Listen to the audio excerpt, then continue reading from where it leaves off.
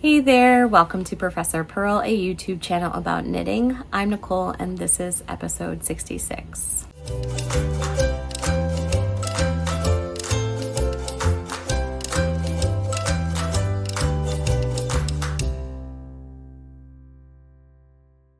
I'm feeling re-energized about knitting, which has made me want to record an episode about the things I've been knitting and the things I want to knit and the things I finished. And I haven't felt that way in a really long time. And I think part of that is because it's summer, like the end of summer here in the Pacific Northwest. And I'm a professor. That's how the YouTube channel Professor Purl gets its name. And there's seasons. And this season of summer, I've taught less and I've got to be a mother more. So I've been hanging out with my daughter Matilda, who's 7, every single day. And she's super busy. And then on top of that, it's been really hot. And I just haven't had any time. It's been really difficult to find time to knit, to find time to read, to find time to record. That's been a challenge. But now I am seeing the weather forecast and it's like starting to get cooler. I mean, it's like 80 degrees Fahrenheit here, but that somehow just feels like fall's on its way because it's been in the hundreds, the 90s, the hundreds Fahrenheit. It's been so warm. And so it's starting to cool off. And then next week I go back to school. So like basically I start teaching again and I'm really excited for my new classes and the planning of a semester and a school year. And my daughter goes back to school. Like I'm just really excited for that structure. And then also fall.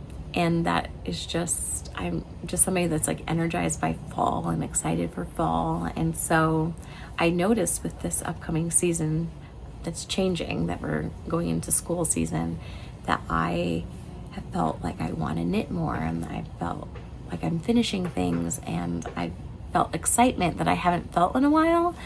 And so because of that, I'm going to switch things up a bit today and I'm actually going to start with my works in progress, my whips first, and then do my finished objects because I feel like it's my works in progress that are exciting me. And yeah, so I'm just going to do it that way. Although I do hang tight though, make it to the finished objects section if you can, because I have some fun finished objects.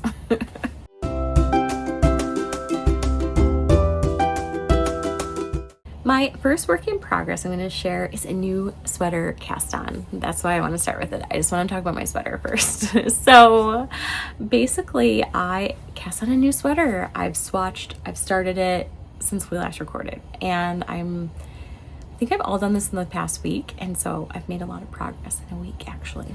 Okay, so the sweater is the Jupiter Crop by Caitlin Hunter. It's an all-over colorwork sweater. I have made a lot of colorwork sweaters, and I think I was going to say I've never done an all-over colorwork sweater, but maybe you count the Soldana Crop as an all-over sweater, colorwork sweater, then I have. But so this is my other all-over colorwork sweater that I'm going to do. This sweater is designed with 0 to 5 inches of positive ease. So what that means is for 0 ease, it's going to fit your body exactly. Like the circumference of your widest point is the same as the circumference of the widest point on the sweater, or 5 inches. I think I'm going to knit mine about 1 to 1.5 inches of positive ease.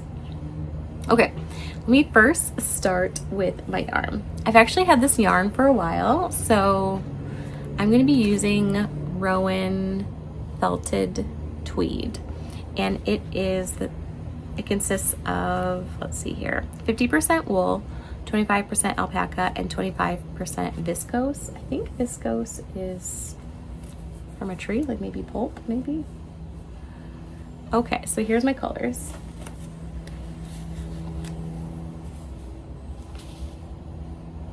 And all the little tweedy bits have this kind of like blue and black and gold kind of tweedy bits in it. So it looks, I think, cohesive and nice.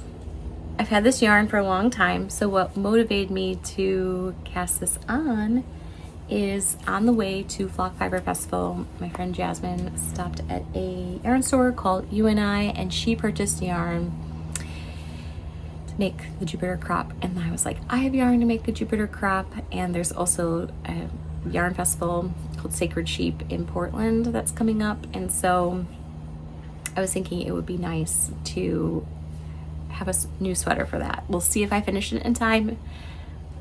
This will be my 3rd year going to Sacred Sheep, and I've not once finished a sweater in time because I think I'm excited this time of year to cast on a sweater, and then work starts next week. So I think that's kind of the flow of what happens to me. I'm also kind of a slow knitter, so anyway, I'm gonna try to knit it for Sacred Sheep, but if it doesn't happen, I have other sweaters I can wear. Okay, because Jasmine and I are knitting it, my friend Sarah joined in, and then Jasmine's friend Amanda joined in, and we have like a little Instagram group and a small little informal knit along going along. Feel free to join in and do the Jupiter crop with us. But because of that, I felt motivated to swatch and share and all this, so I did. I made a colorwork swatch. Now, if you're wondering what these ends are, it's because I was knitting in the round. You don't have to cut it. And I probably shouldn't have cut it. That's a whole different story. I ended up knitting a size 2 sizes bigger than I normally do because of the gauge that I got. And so I had the right amount of yarn for a size 3. I usually always knit a size 3 from Caitlin Hunter's patterns, but my gauge was smaller, and so I went up 2 sizes. I did the math, and I'll explain that. But I went up 2 sizes. So now I'm going to be playing yarn chicken. And if I would have knit a smaller swatch, or at least not cut my swatch, I could have maybe used this yarn. But anyway, I always live life on the edge with the yarn. So here's my swatch. I love it. And I did the increases, which is why it kind of goes out like this. So I picked a colorwork chart and I played with it. I wanted to share some reasons why I swatch, and they're not just always about perfect gauge, because sometimes people will say like, I don't swatch because I never get the same exact gauge on my actual garment than as my swatch, so like what's the point? So for me, it's not just about gauge. So I wrote these kind of questions down. So one is like, do I like the fabric? Like, is this a fabric I like? So even if my gauge was a little bit off in my actual sweater than from this, like, it's not going to be so wildly different, the fabric. And so like, do I like this fabric? And that's going to be an important part I share later. And then, do I like my needles? So I'm somebody who has lots of different needles. Like, I have the metal Chalgu needles, I've got laminate wood needles, I have wood needles. And so, like, for me, some yarn plays better with other needles, to see like, do I like the yarn with that needle? And so then the other question that I like to ask when I'm doing this gauge swatch is like, do I like the color selection? So I'm knitting this all over colorwork sweater. There's a lot of different choices. I knew that this color is going to be, this kind of burgundy color was going to be my main color, but like in terms of the other bits of the color work, like, did I want the gray here? Did I want the pink here? I wasn't sure if I wanted the blue or the yellow here. And so I was just kind of playing with it to see like, is this what I want to do? And I love this blue and this pink together, so I know for sure I'm committed to that. This blue here, I was unsure, but then I noticed that the larger motif was yellow, and I was thinking I want that to be yellow, so I am going to stick with the blue. But it was nice for me to kind of try that out here to see if I liked how the colors play together. So for me, the gauge swatch is like more than just a gauge swatch. Like, it's about gauge, yes, but it's also about other things too, like the needle, the fabric, the choice of color. Okay, but I do the math on the gauge, and that was important for me in terms of like picking a size. So there's 2 parts of a gauge swatch that you would measure, which is your stitch gauge, like how many stitches fit in 4 inches, and then your row gauge, which is how many stitches fit in a row. So for this stitch gauge here, I was supposed to get 20 stitches per 4 inches, but I didn't. When I initially knit the swatch, I got for stitch gauge 22 stitches per 4 inches, and then I blocked it. And when I normally use like a superwash wool, like what this is, my sweater grows, and for the first time ever, I did this and my yarn shrunk. So I blocked it, which means I got it wet, laid out, dried it, and then I measured it again, and I got 24 stitches per 4 inches. And what can be confusing for people is like, okay, there's more stitches, 22 to 24. So, oh, I think it's bigger. But what it means is in 4 inches. At one point, the first time I did it, there was 22 stitches. And then when I washed it, there was 24 inches. So more stitches fit into that 4 inches. And the only way more stitches could fit within those 4 inches is if the stitches shrunk or were smaller. So my swatch shrunk a little bit, stitch gauge wise. And it did shrink also row gauge wise too. For this pattern, I think the row gauge will matter in terms of like when I'm splitting for the sleeves, but I'm just going to try it on as I go and kind of figure that out. However, I needed to pick a size that would accommodate the difference between this 20 stitch gauge that Caitlin Hunter, the designer, got and the 24 that I was getting, because 4 stitches over your circumference will add up to a lot. So I did some math. So what I did is I did a proportion. And the reason why you do a proportion is like this little chunk of sweater, theoretically you want it to be like a chunk out of your big sweater. So you want this to be proportional to your big sweater. So you can set up an equation. So there's a couple ways to do this. One way is to go into it saying, hey, I wonder if this would work for the size that I want to do. Or the other way is, hey, would this work for the size that my body is? So I'm going to start with the would this work for the size that I wanted to do. So first I knew like, okay, here's my gauge swatch, and I got 24 stitches in 4 inches. So I made a proportion, which is 24 stitches to 4 inches. And I knew I wanted that to be equal to the larger sweater.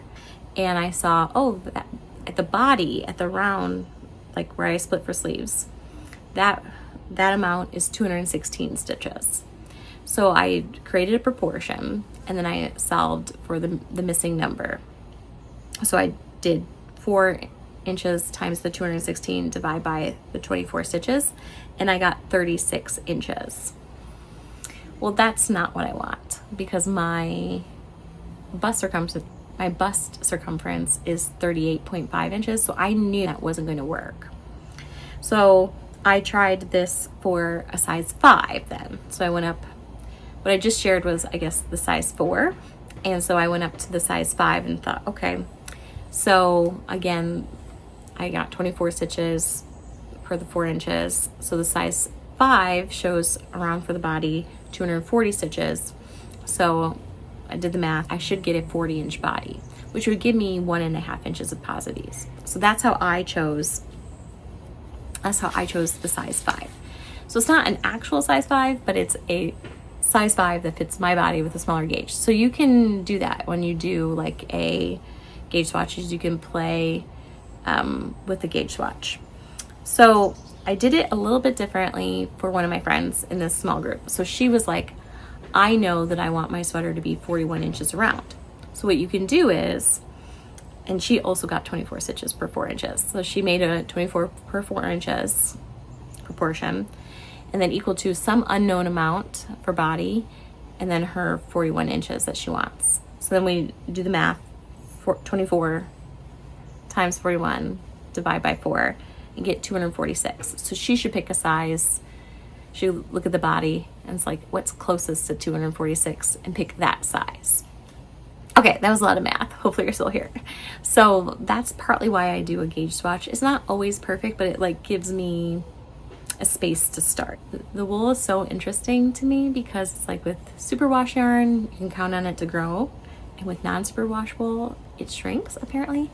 I definitely have been more called to non-superwash wool. You'll see that in my next work in progress. And I was so excited about talking about my gauge swatch and my yarn, I never shared my progress. So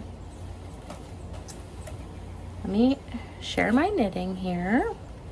So I cast on and I've made some progress. Look at that. I just love color work, and like knitting a sweater reminds me of like how much I love knitting color work. So this is the front, and I can tell this is the back because it's thicker in the back because there's short row shaping to kind of make the back stand up a little higher. I've done three modifications because I changed the gauge.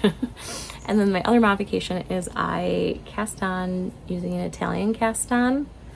I just like the way that, I don't know if you can see.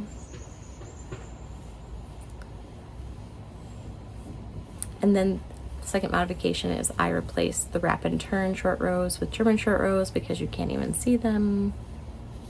So short rows are where you kind of like knit shorter rows within your garment so that you can make more fabric here and less fabric here in the front. And I've started the color work.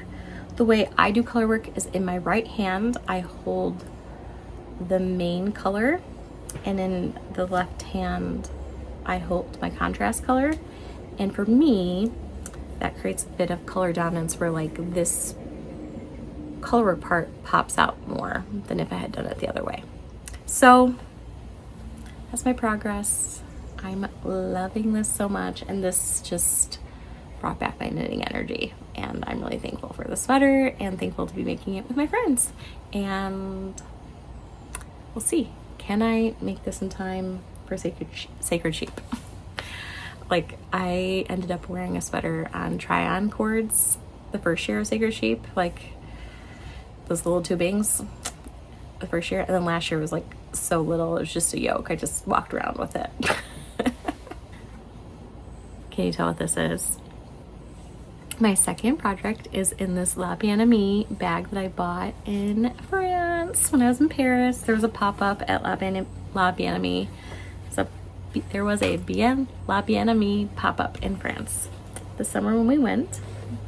And this was my souvenir yarn, this bright yellow tonal yarn. And I finished a sock. This felt so good. I finished this sock at Flock Fiber Festival. This was my knitting. I brought this sock around with me all this summer. This is like, this sock and this tank top, which I'll talk about in finished objects, are like pretty much all I did this summer. So it took me a whole summer to knit a sock, but I did enjoy it. It's just, it was like slow knitting. This is non-superwash wool. Let me tell you about it. And I love it so much. So this is Mondim yarn, which is a Portuguese wool. Yeah, Amiée Mondim. Collaboration with Rosa Pomar, Amiée Yellow. So basically, you can buy this Mondim yarn.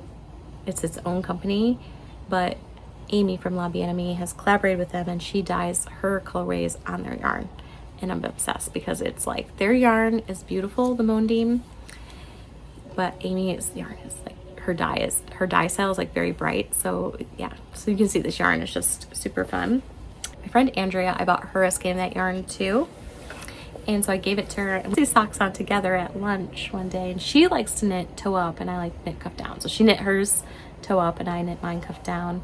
And we decided on this texture pattern together in honor of Amy, because she's always wearing checkers.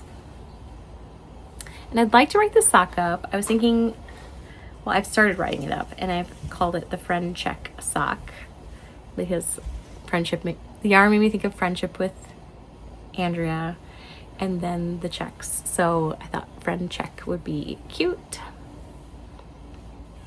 Oh, it's crunchy.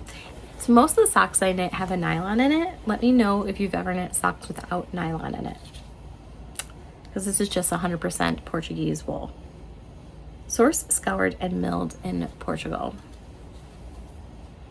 So you can see on the bottom side here of the sock that this is actually kind of a variegated yellow, just different yellows. You don't see that as much in the patterned part. But when I was at Flock, my friends were teasing me because I don't always knit a second sock, that particularly Courtney, who's Shea Crochet, was saying, you're going to start the second sock at Flock. And I did.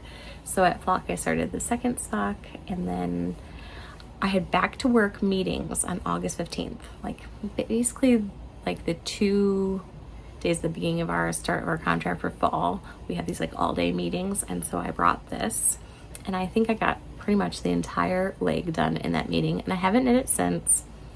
I put a yellow stitch marker on it. That's a little cowboy boot because I thought that would be fun because I'm loving the yellow.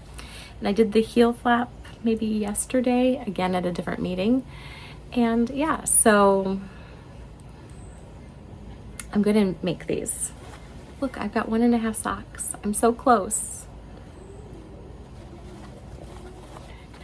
My third work in progress is another design idea. Let me know if you watch our family's Vlogmas I put here on YouTube. I love Christmas is like one of my favorite holidays. I love the Advent season, Advents. If you watch my Vlogmas, you see we have a lot of Advents, and I enjoy opening them with my family. Not just yarn ones, just all kinds, chocolate, jam. I also love the yarn ones. So last year I had 2 yarn Advents, and one I just opened and I didn't knit anything with, and that was the Through the Wardrobe Advent. I decided to use that Advent to start a design idea that I've had for a long time for Advents, which is a tree skirt. I've wanted to make a tree skirt for a long time. I'd love to design it before the Advent season, but I also don't want to put pressure on myself because I just want to have fun and knit things as I have time with no pressure. I have enough pressure in terms of like my career. I don't need to like put pressure on my knitting. So we'll see. It's looking like I won't finish it in time because I've been knitting this a while, but also I think the beginning part's the hardest part. So I'm going to do a tie for the tree skirt and then pick up stitches along the tie. I've written out the whole pattern already. I'm ready to go. So this is the tie, and I'm going to have 2 options, like a I-cord option and then this sort of double knit version, and I want to do the double knit version. And so what I'm doing is I wound up one of my Advent skeins, the first one. It looks like it's white, but it's actually like white and like a pale blue. And I'm pulling from the outside and the inside to make my fingering weight DK. And I'm doing this. This is the longest part. I think this will be the hardest part, is making this tie. It would have been easier if I did an I-cord, but I love the look of a double knit tie. And so then I'll pick up the stitches, and my plan is to do a kind of garter situation with the other 24 colors, an I-cord edge, increasing semicircle, and then you can tie this cute little bow. My husband Kyle actually thinks I should put ties all the way down, so I might make that an option too. We'll see. So this is all I have, but it's been fun. I actually was thinking maybe I should pack this for work because it is pretty easy. This is a good example of the different needles things. For some, I don't know what it is. So for this yarn, I love these laminate wood needles from Knit Picks. I've actually had these since my 20s. I'm 42. I just had a birthday. So I've had these for like 20 years, friends. Wild, right? And they've treated me so well, and I love this yarn, this needle situation. That being said, I'm using sharp Chow-Goo needles for this, and I'm loving this. So I don't know, I just feel like sometimes your yarn has, like the needle in the yarn, sometimes it's impairing for me. Let me know if you're like not that way, if you're like Chow-Goo only, mine laminate needles only. I'd love to know. I'd love to know.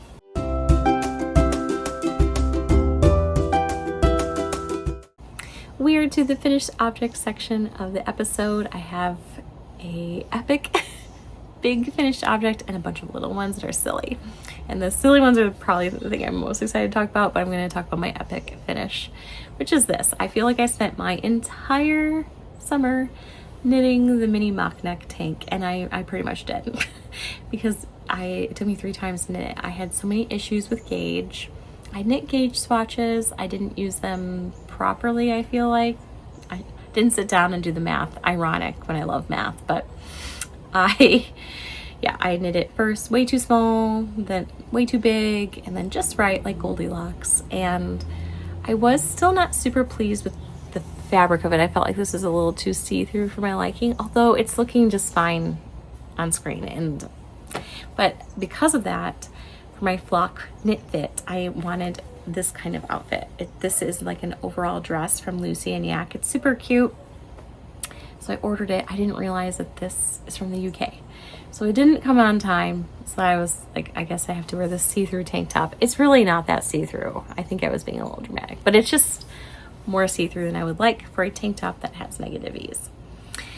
But I wore it, and I wore it with a black and white skirt when I showed up to flock. And Melissa was showing me her outfit. She also had a black and white skirt, and I had cream platform sandals, and she also had cream platform sandals. And I knit this to match Melissa, who stitches Be Slippin', and Elizabeth, who's Elizabeth is knitting, and all 3 of us had on like platform cream sandals. I thought that was so cute and funny, unplanned. Yeah, Melissa and I feel like we look like middle schoolers because we like matched perfectly, and it was like planned, like it was planned to have red mini mock neck tanks, but the black and white skirts and platform sandals was not planned, so that was really funny.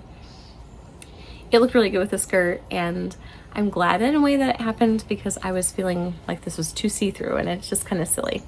But now that I have this dress, I've worn this so many times.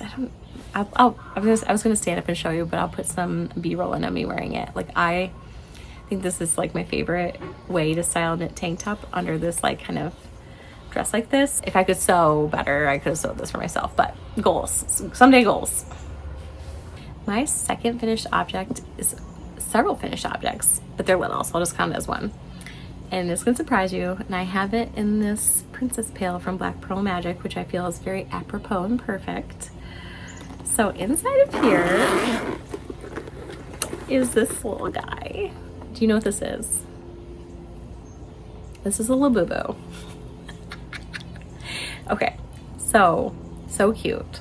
They're kind of hard to get. And they're a little monster. You can get them at Pop Mart. I bought two, not from Pop Mart, from somebody who collects them. And it's now my Instagram friend.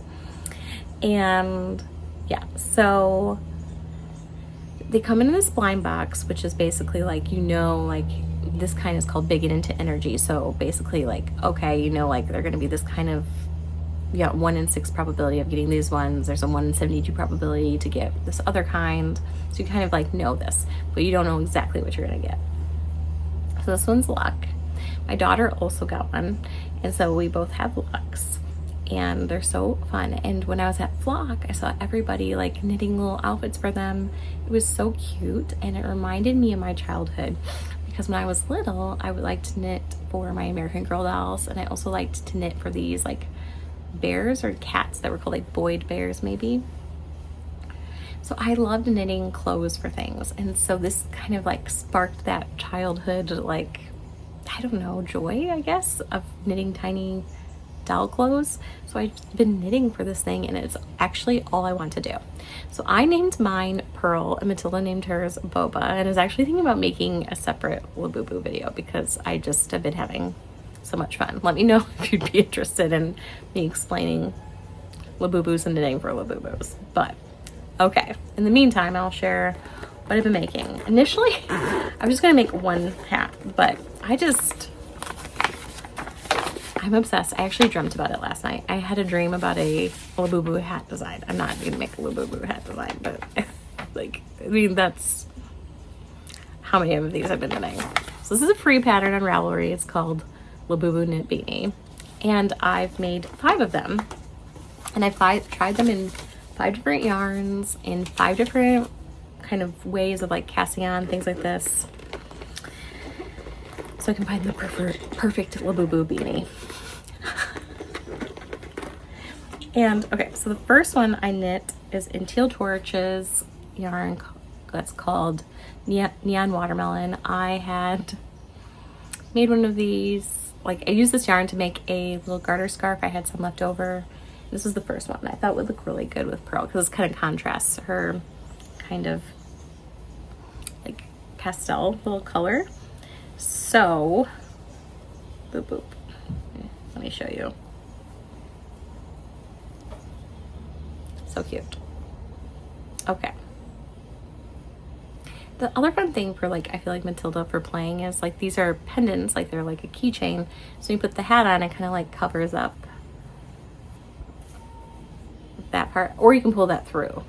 So I pull it through because I'm not playing with mine. I'm putting on I put it on my backpack for work. Cute. Okay, so there's this little hat, which is the Teal Torch Neon Watermelon. Then the next one I knit was this one, which was in a sock design. I did the Read More socks, and that is a Kimber Cozy's creation. She dyed that colorway like special for that sock design, but she's got lots of fun colors, and so I had a little bit left. The fun thing is knitting multiple of these. I can tell you exactly how much yarn you need, well, if you knit it like me, which is 13 grams of DK weight yarn. That looks really good on her too. I did a test knit for Laura Penrose on the souffle, and then she had a souffle for children, and so then I knit Matilda's souffle out of this yarn, which is a sparkly. The sparkle is not showing up. This yarn is from Frankie Gray Fibers. I tried something new. So this hat, I did 2 decrease rounds, and this hat, I did 1 decrease round. The pattern, it's a free pattern, so I'm not giving anything away. They said, try 1 decrease yarn, try 1 decrease round. Maybe that's enough. Or do 2 if you prefer. Well, when I knit this hat, we didn't have a Labubu yet. I started knitting this hat before it came. And so I just went with the 2 because I was thinking I'd want a more closed hat. But I tried this with 1, and it looks good with 1 too. I would say you could do it either or. And the 4th hat is this tweed yarn, which I don't know the name. I don't know the name. And this is why I should be a better podcaster and also Ravelry recorder. I went to Ravelry. I knit an Anchors sweater out of it from Petite Knit. And I wear the sweater a lot. I went to my Ravelry page, then I didn't put the yarn there. And now I don't even remember what the yarn is. So, but I love it. It's beautiful. Love that sweater. Love this hat. Also thought it looked nice with Purl. Okay. I do know this yarn. So this yarn is the Scream Queen set from Fangirl Fibers. So there's this orange, and then this pink and this light orange. Okay, so when you switch colors, it does this thing, like, right? So what I do, so you don't see that, is, and you can't even tell with ribbing. Here, I'll go like this so you can see it. So basically, when I'm doing ribbing, I just knit around when I'm switching colors. So I don't do the knit 2 purl 2, I just knit around. Then I do the knit 2 purl 2, and then you can see it doesn't have the weird bump. And so I knew that when I was doing this, that I would actually like turn this inside out. So I'd actually put it on the Labubu like this, because then I could fold it up, and you don't see all that. And you just see this. Cute.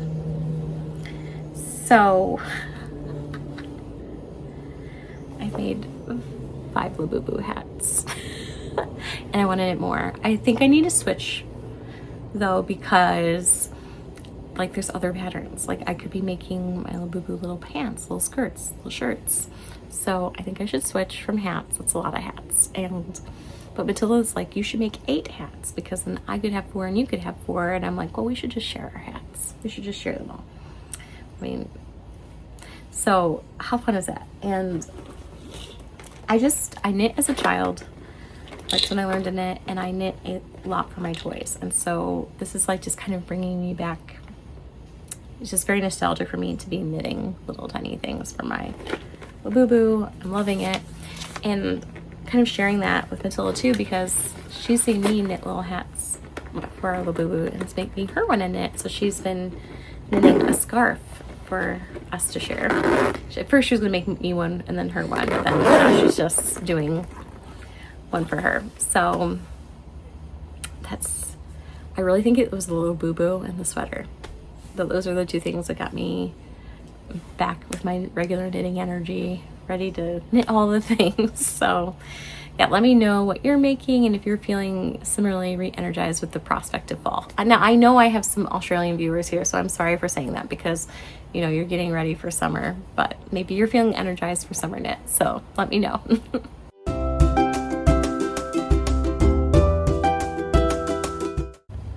We are to the personal section of the episode, so there's no more knitting. If you're only here for the knitting, I'm going to be sharing about reading and what I've been up to. Okay, reading.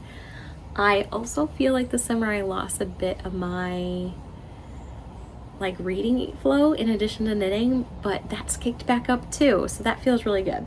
I finished 2 books. The first book I finished is Things We Never Got Over, and I think that this is a series, because it says also in the Knock 'em Out series at the end. So let me know if you have read the series or you've heard of it. And so I did really like it. And there's a main character, Lucy, and another character, Knox, and they had like one of those kind of like we hate each other in the beginning when they meet kind of situations, which I didn't love. Like, I'm not usually like that, but you got to tell really early on that Knox is actually like a really nice guy, and so it made me want Knox and Lucy to be together. And Lucy's a really nice person too. I was like, it's like in the rom-com I was rooting for the two of them, and yeah, and so I quite liked this book a lot. It's a thick one, like it's 500 and something pages for a rom-com, but I don't know, it feels sticky, the book, because I brought it all over with me. We went to Wisconsin for a family vacation, and I was like reading it in the lake and things, and I don't know, but it was like the perfect summer read. So I don't know if I'm going to be reading the next book of this immediately, but I definitely want to read it. This isn't the type of book I like to buy. This is kind of the book I like to check out from the library. I love going to the library, but we have had so many adventures this summer, and we keep going to like different beach towns out here. Like Matilda had dance nationals in Seaside, and she had a swim meet in Newport, and it was not a beach town, but we went to another swim meet in the Dalles, Oregon. So we've been getting to travel across Oregon, and when you go somewhere there's a bookstore, and I love to support a local bookstore. I thought the cover was cute. So this is a book I bought, and yeah, I'd love to share it with somebody that lives near me, if you live near here, because it was fun. The second book I read is a book I checked out from the library and returned to it, which is called The House of My Mother by Sherry Franke. This is a memoir based on true events, true story, and I think it's about something that maybe a lot of people have heard about in the news. I somehow had not heard about this, and so I first learned about it from reading this memoir. There's also a Hulu documentary series or docu-series about this family's story, and they're different. So the book is Sherry Franke's perspective solely, which she does a really good job of sharing, like, this is my story, not my sibling's story, or not my mother's story, like this is my story. And the docu-series does kind of a blending of like from the media, like news outlets and what they got, and then also like kind of from police officers, and then also from two of the siblings, and then the other siblings are still minors. And essentially it's about this YouTube channel that had gained a lot of notoriety and fame, and kind of like the challenges of vlogging and things like that. And so it was hard to read about, but I also was like, oh my gosh, like this is about something that touches all of us, social media and children. And yeah, so I'm glad I read it, and that led me to then read search online about some news articles about it and more about it, and that's when I learned that there was a docu-series on Hulu about it. So my husband and I actually watched that. He didn't read the book, but we watched the kind of true crime docu-series about this family. All right, so those are the two books I finished, and then I've started a third book, and it's unfortunate because I have some reading for teaching that I need to do because my classes start back up and I have a new class, but I want to read this, so it's Behooved, and I bought it from Paul's Books by me. I got a gift card or something for my mother for a holiday or something, and I used it to get this. I think I was drawn in by like the pink pages, and I like a fantasy book, and so yeah, the start of every chapter has like this like little hoof too. It's just so cute. And anyway, I'm using my Paul's bookmark, and yeah, so it's a fantasy novel. I think it's like fantasy with some romance, potentially, maybe. I'm pretty early days into it, and yeah, I'm really enjoying it a lot. It's definitely easy reading. It's definitely like a cozy fantasy, not something you have to memorize maps and lots of places and characters, and so it's definitely cozy, easy reading, just like this, but this is fantasy. And yeah, so I have been enjoying, as you can tell, some light reads. So yeah, that's what I've been reading. Let me know what you've been reading. All right, I am ready to start the school year. That's the update. I my university, the undergraduate classes started this week. So my colleagues that teach undergraduates, they are already teaching. But I now have switched departments as of last year, and I'm in educational leadership. So I actually work with primarily graduate students or doctoral students, and our semester starts a week later. And I think it's because a lot of our students are like principals and things like this, and they want to let them like get back to school before they have lots of homework and things and are really busy. So my classes start next week. And yeah, I teach a lot about research and things like that. So I'm like, I don't know, so excited. I love being a professor. It reminds me of being a student. I have always gotten a lot of joy out of like school supply shopping, the fresh start of a school year, fresh goals and things like that. So I'm looking forward to structure and things like that. I've really enjoyed this summer, but I'm also ready for change. Like this summer, I feel like we've done so much, and like what a blessing to do so much and to be able to go so many different places. And so I don't take that privilege for granted, but I'm happy to be home now and resting. I mean, we've been on an adventure this summer. Matilda ended first grade early, and we went to Germany and France together as a family. And I was on an adventure before that. And we got back from Germany and France to just had a swim meet every single weekend, including traveling. Like I said, we went to different areas of Oregon, like the Dalles, Seaside, Newport. I mean, she was busy. And then on top of that, we went to Wisconsin. In between all that, my husband went to Japan for work. So it was just like constantly different, go, go, go. Matilda did an art camp. She did a dance camp. She took lots of dance classes, lots of violin lessons. I think when I think back about this summer, what I'll remember, I think is though, like having a lot of fun together. Like Matilda and I spent a lot of time together. I made intentional chances for her to like have like play dates with her friends and stuff, but we practiced the violin together a lot.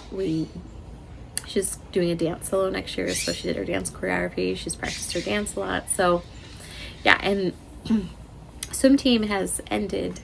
Like swim team takes about 3 weeks off. So she's had 3 weeks off in this August. And so this August I've been home a lot. And I'm like, okay, this has been good to have some chill before like it's like, just up and go. But I mean, I thought going into the summer that we'd go to the zoo all the time, the museum all the time. We went to the zoo only once this year, and I love the Oregon Zoo. And so that's unfortunate we didn't get to go to the zoo more, but I'm thankful we got to go once. One of the elephants there had a baby.